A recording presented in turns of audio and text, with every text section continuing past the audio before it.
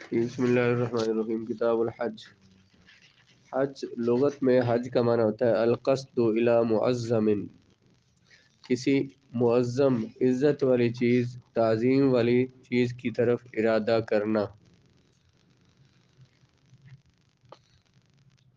تو یہاں جو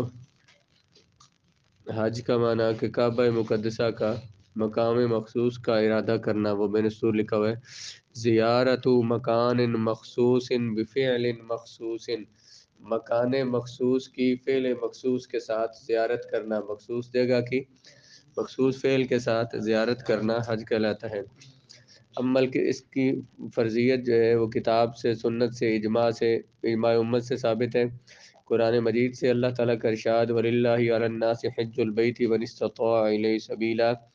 اللہ کے لیے لوگوں پر بیت اللہ کا حج کرنا لازم ہے جسے اس کے راستے کی استطاعت ہو۔ للہ علی الناس حج البیت، لوگوں پر ہے، علی الناس، علی یہاں وجوب کے لیے ہے، لوگوں پر حج کرنا لازم ہے بیت اللہ کا۔ سنت سے بھی ثابت ہے، نبی کریم علیہ السلام نے فرمایا بنی الاسلام علی خمس شہادۃ ان لا الہ الا اللہ وان محمد رسول اللہ واقام الصلاۃ وایتاء الزکاۃ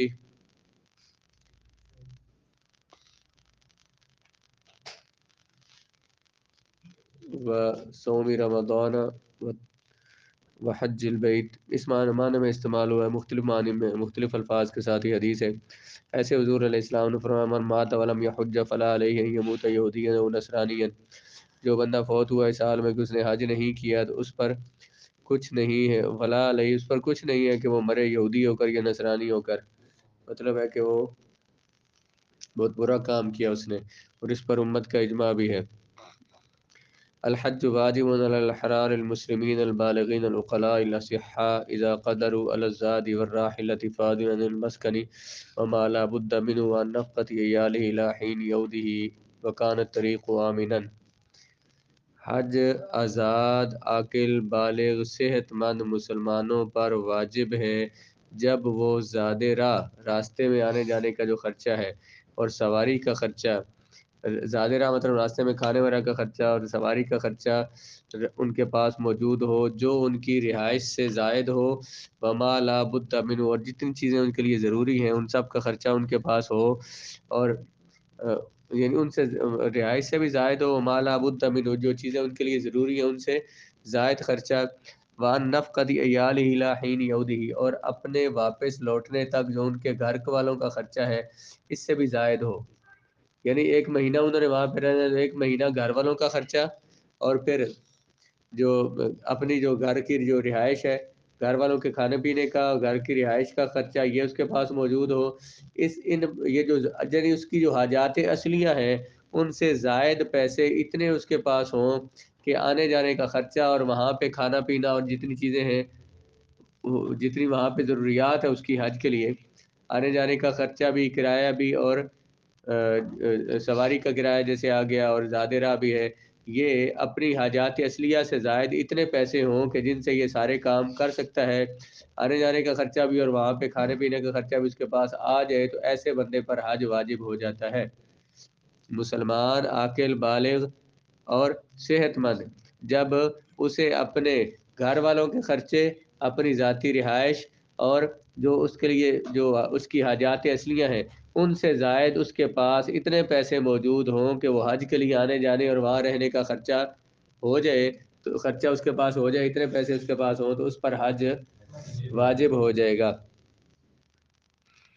اس میں یہ نہیں دیکھا جائے گا بڈھا ہوگا بندہ تو جو ہی اس کے پاس اتنے پیسے آ گئے، مثال کے طور پر 12 لاکھ روپے ہیں تو 12 لاکھ کا جو بندہ مالک بن گیا اس کے پاس آ گئے 12 لاکھ روپے، اور حاجات اصلیہ سے زائد، حاجات اصلیہ اس کی مہینے میں کتنے ہوگا خرچہ، لاکھ روپے ہو جائے گا گھر کا، تو اس سے زائد اس کے پاس آ گیا، اس پر حج واجب ہو گیا۔ جب ایک دفعہ حج فرض ہو گیا اب اس نے حج کرنا ہے، زندگی میں جب بھی کبھی کرے گا فوراً اسے کرنا چاہیے، لیکن جب بھی کبھی کرے گا اگر فوراً نہیں کرتا، لیٹ کرتا ہے تو پھر بھی حج اس پر فرض ہو گیا، اس نے حج کرنا ہے۔ تو اس کے لیے یہ نہیں کہ بچے بڑے ہو جائیں گے ان کی شادیاں کروں گا تو یہ ضروریات ہے بلا بلا، وہ ضروریات ابھی دور پڑی ہیں، اور وہ ان میں سے کوئی ضروریات تو ہماری ضروریات ہوتی نہیں جو ہم نے اپنے اوپر لازم کر لی ہوتی ہے، کہ بچے کی شادی پہ تو 20 لاکھ روپیہ خرچہ ہونا ہے، بیٹی کی شادی پہ اتنا ہونا ہے، وہ تو لازم ہے ہی نہیں ہے۔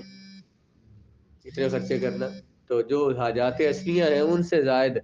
جب اتنے پیسے آ گئے بندے پر، وہ بندے پر حاجات اصلیہ جو ہے وہ ضروری ہے،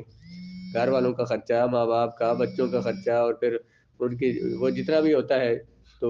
اس سے زائد پیسے جب بندے کے پاس آ جائیں جو کرائے کے لیے کافی ہوں، وہاں رہنے کے لیے کافی ہوں، تو اس پر حج کرنا ضروری ہو جائے گا۔ مکان طریق و آمن، رستہ بھی پرامن ہو، رستے میں اسے کوئی خطرہ اپنی جان مال کا نہ ہو۔ حج واجب ہے آزادوں پر، مسلمانوں پر، بالغوں پر، عقل مندوں پر، جو ایسے عقل مند جو صحت مند ہو، جب انہیں قدرت ہو، زاد راہ پر اور سواری پر، اس حال میں کہ وہ فاضل ہو، وہ جو یعنی زاد راہ اور سواری جو اس حال میں کہ وہ زائد ہو رہائش سے اور ہر اس چیز سے جو اس کے لیے ضروری ہے، اور زائد ہو اس کے گھر والوں کے خرچے سے اس کے لوٹنے تک۔ وکان طریق و آمن، راستہ بھی پرامن ہو، اپنی یعنی سب سفر کی راستہ بھی پرامن ہو، اگر راستے میں کوئی خطرہ ہے، اگر اسے جانے نہیں دیا جاتا، کسی جگہ اسے روک لیا جاتا ہے، پھر اس پر حج ضروری نہیں ہوگا۔ جیسے آج کل ہے، مثلا ایک بندے کے پاس پیسے آ گئے لیکن حکومت اسے ویزا ہی نہیں دیتی ہے، تو اب حکومت ویزا دے گی تو وہ کسی ملک جا سکے گا، تو وہ اگر ویسے وہ چاہے کہ میں پیدل اکیلا کسی ملک چلا جاؤں گا تو اسے تو کوئی جانے نہیں دے گا، یہ راستے کا امن نہیں ہے، اب مار دیا جائے گا اسے، یا کوئی اسے اپنی سرحد میں داخل ہی نہیں ہونے دے گا، اس لیے اسے اس پر واجب نہیں ہے جب تک راستہ پرامن نہ ہو۔ اور پرامن آج کل جب ویزا لے کے بندہ جائے گا تو کسی ملک میں جا سکتا ہے، ورنہ نہیں۔ وَيُعْتَبَرُ فِي حَقِّ الْمَرْأَةِ يَكُونُ لَهَا مَحْرَمٌ يَحُجُّ بِهَا أَوْ زَوْجٌ، عورت کے لیے اس بات کا اعتبار بھی کیا جائے گا، یہ بھی لازم کیا جائے گا کہ اس کے ساتھ محرم ہو، جو جس کے ساتھ وہ حج کرے۔ عورت پر حج تب لازم ہوگا جب اس کے ساتھ کوئی ایسا محرم ہو جو اسے حج پر ساتھ لے جانے والا ہو، تو پھر لازم ہوگا۔ یعنی عورت کے پاس اپنا ذاتی خرچہ اور جو جتنا ہونا ہے وہ اس کے پاس موجود ہے، اس کی صحت بھی ہے، لیکن اس کے ساتھ محرم جانے والا نہیں ہے کوئی، تو اس پر حج عمرہ لازم، حج لازم نہیں ہے، عمرہ تو لازم نہیں، ویسے بھی حج اس پر لازم نہیں ہے، لازم تب ہوگا جب اس کے ساتھ محرم موجود ہو۔ محرم وہ ہے جس کے ساتھ کبھی بھی نکاح نہیں ہوتا، چاہے وہ رحم کا رشتہ دار ہو یا رضائی ہو یا مساہرت سے ہو، کیونکہ ہمیشہ کی حرمت جو ہے وہ خلوت کی تہمت کو زائل کرتی ہے۔ یعنی ہمیشہ کے جو حرام ہے، تو جو محرم ہے تو ان کے ساتھ بندہ خلوت میں رہ سکتا ہے، بندے پر کوئی تہمت لازم نہیں آتی۔ اور یہ لازم ہے کہ وہ جو محرم ہے نا وہ عاقل بالغ آزاد ہو، عاقل بالغ ہو، آزاد ہو یا غلام ہو، کافر ہو یا مسلمان ہو، اگرچہ فاسق ہو، مجوسی ہو یا بچہ ہو یا مجنون ہو، تو لا یعتبر، اگر فاسق یا مجوسی یا بچہ یا مجنون ہو تو اس ایسے محرم کا اعتبار نہیں ہے، کیونکہ وہ جو مقصد ہے حج پہ جانے والا، جو عورت کو محرم کے ساتھ لے جانے کا مقصد ہے وہ کیا ہے؟ گناہ سے بچی رہے وہ، تو اس کو غیر محرم دیکھے نا، تو جو ساتھ جا رہا ہے وہ خود بھی فاسق ہے، تو وہ مقصد حاصل نہیں ہوگا۔ اس طرح سے مجوسی جو ہے وہ بھی مجوسیوں کے مذہب میں ان کے ساتھ نکاح کرنا محرموں کے ساتھ جائز ہے، اس لیے وہ محفوظ نہیں ہے، اور بچہ اور مجنون اس کی حفاظت کر نہیں سکتے۔ ایسی بچی التی لا تشتہا مثلھا لہا ان تسافر بلا محرم، اس پر شہوت نہیں آتی تو وہ بغیر محرم کے سفر کر سکتی ہے،